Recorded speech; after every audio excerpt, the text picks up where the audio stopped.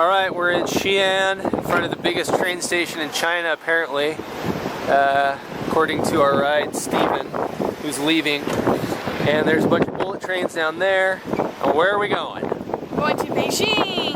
Beijing by bullet train. Bears, Beats. Battlestar Galactica. After 3 weeks of overland traveling starting from Hong Kong, we were ready to enter the final phase of our trip through China with a high-speed train ride to Beijing. Under normal circumstances, we would have taken the slower yet cheaper overnight train, but because we failed to plan our route far enough in advance, we were left with few other options. In the end though, we didn't let the extra cost bother us too much, since it gave us an opportunity to experience high-speed train travel for the first time, while also furthering our goal of traversing the length of the country entirely overland. Here we go! Here we go! Ladies and gentlemen, welcome to travel by our multiple unit. The crew will provide you best service, and we shall have a travel mode during the journey. Thank you. Carrying a quarter of the world's total rail traffic, China's railway network is one of the largest and busiest in the world. In 2007, high-speed rail service was introduced, and since then, ridership has skyrocketed to over 1.3 million passengers per day on the HSR network alone. This train absolutely hauls ass. This is most definitely the fastest I've ever traveled overland. It's a really awesome ride.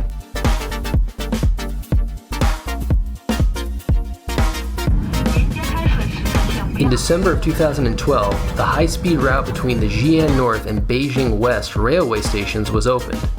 With the trains approaching a maximum speed of 300 kilometers per hour, the journey between these two monster cities could be made in just under 5 hours. As you can see, the air quality is going down the closer we get to Beijing. Okay, Lenny's been sleeping, so she hasn't seen the air quality yet.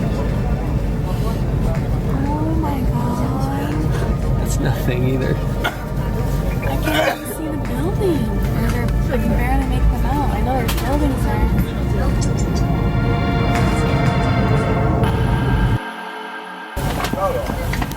Oh, we made it. Now for the mad dash. You want to try the north? Yeah. Let's do it. So from the north exit. From the wiki, it says from the station, follow the road north, past the Beijing International Hotel. We think that our hostel might be close enough to the station here to actually walk. So we're going to test that theory out. Maybe wrong, maybe right. All right, now where do we go? North.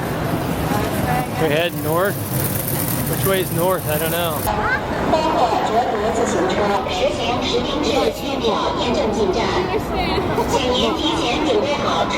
So Lenny is under the delusion that we'll be able to walk around and find our hotel, our hostel.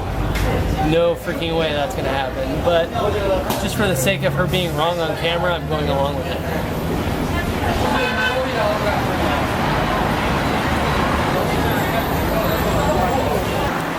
That didn't take long. We're gonna try to get a taxi, but neither of the two taxis we've tried so far know where our place is, which is not a good sign. So, the adventure continues. Here we go again. Okay. Yes! I don't know. You want me to wear the belt? Yeah, wear your belt. Okay, I tried, but didn't want me to put the belt on. Now he wants me to put the belt on. Which one is it? Oh, okay. See ya. See ya. Thank you. It's okay? That's what he meant. Alright, so we tried the cab approach, or we're trying the cab approach rather, and this seems very different than the directions that we were trying to follow on foot, so hopefully we're going the right way. The meter is running, so yeah.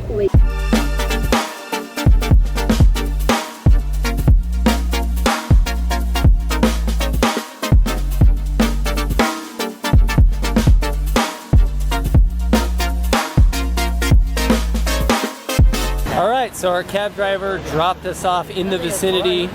He didn't have change for 100, so he like shortchanged me a couple yuan, whatever. But yeah, he just dropped us off, so now it's up to us to find where we need to be. Always an adventure out here. That's the sun. We're like number 9. We can show the address to someone. Okay, so it's the next one over? Yeah, this is streets, but I don't know where the number is. Sure, that's fine. Just out and then over. And then in. Okay, up, to the right, and then back again. So I think we're the next one over? All right. If you're lost and you need someone to speak English, you grab a young Chinese person. Yes. They have glasses, Preferably, great. yeah, If right. they're wearing a school uniform, better. Yeah. This it? Yay, this is it. Beijing Saga Youth Hostel.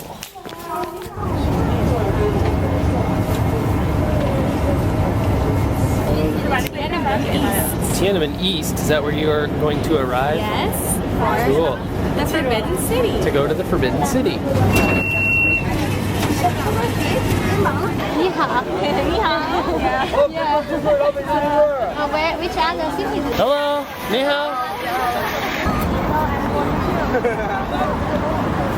So what was that about? Art expedition. Okay. How you say it? Exhibition? Exhibition. She's Yeah. a volunteer. Okay. But I read about that scam. No, I know. But she seemed nice and She seemed nice. Unfortunately, we have to be on high alert in these types of places for scams where people approach you and strike up a conversation. That's how a lot of them start. That one in particular, I hear that you follow her and then they actually do sell art. So it's just a kind of high pressure sell where they want you to buy art. You feel bad, so you have to buy their art, Yeah. trinkets. But she was really sweet and just say no, and that's it. That's all she did.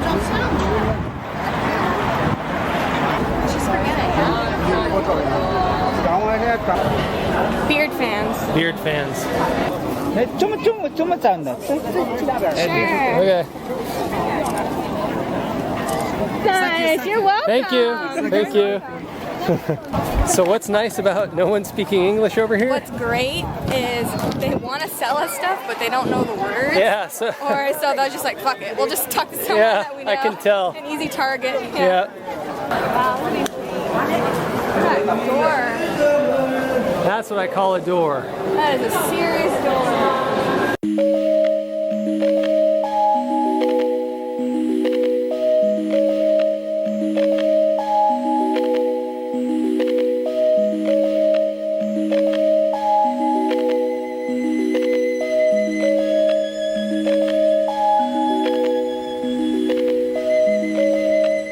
Built in 1406, the Forbidden City is an enormous complex that consists of 980 buildings spanning 180 acres. It took 14 years to complete this behemoth city and required over 1 million laborers and 100,000 artisans. The Forbidden City was named as such because it was forbidden for any commoner to enter. Any commoner who even saw the emperor with his commoner eyes was killed, even if the emperor was outside the city gates. So I'm not gonna lie, when I crossed through that threshold as a foreigner, it gave me goosebumps. That's so cute. So what did we find? The Imperial Food Court. The Imperial Food Court. Sweet. Just like they used to do in olden times. Hey, wait a minute. Something's familiar about this. Yeah, that sounds really familiar. Go watch Backpacking Vietnam and you'll know what I'm talking about. Now it's time for the real reason we came here. Yeah. Ice cream. I have to pay? Get this flavor, she says. It's the same one I had the other day, she says. But what's the problem? We think it's freaking goat's milk. And why? Because they have a picture of a gur on the package and it tastes milky. Goaty. Tastes goat milky.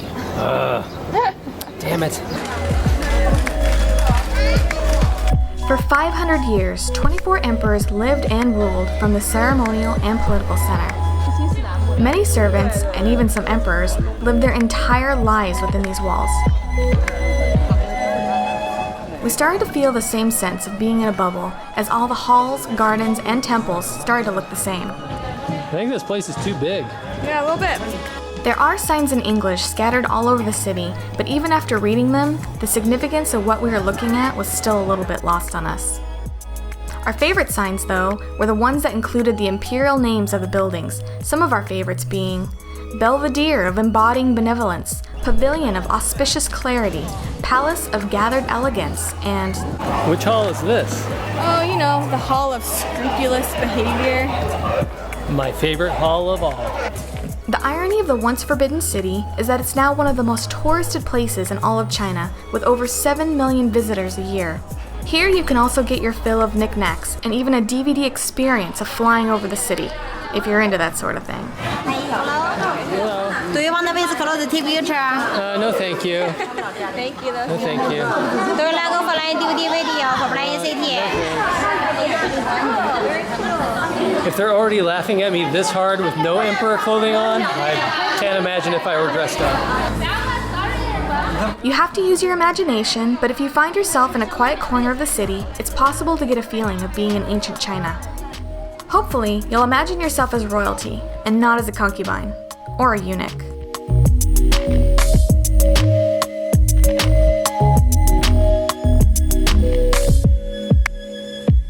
Okay, Lenny, what is your impression of the Imperial City in Beijing? Grandiose. Grandiose. So big and Yeah. so beautiful. But it's imperial history, so we're so far removed from that, it doesn't really affect me. Doesn't resonate as much? No. Also, you... I like modern, more modern. Yeah, exactly. Last couple hundred years, but something happened to some guy in 1492, happened to some guy again in 1683. I can't Isn't make that as connect. impactful. Yeah. It's not Yeah. as impactful. This place is amazing, don't get me wrong, but you really have to know what you're looking at. You really have to kind of do your homework ahead of time, so what you're seeing is a little bit more impactful, because admittedly, it all starts to look the same after a while when you're in there. So something to think about if you come to the Forbidden City or any big historical site, especially if it has to deal with really old, like ancient history or antiquity or anything like that. So Do your homework. Don't be like us. Do your homework. do your homework.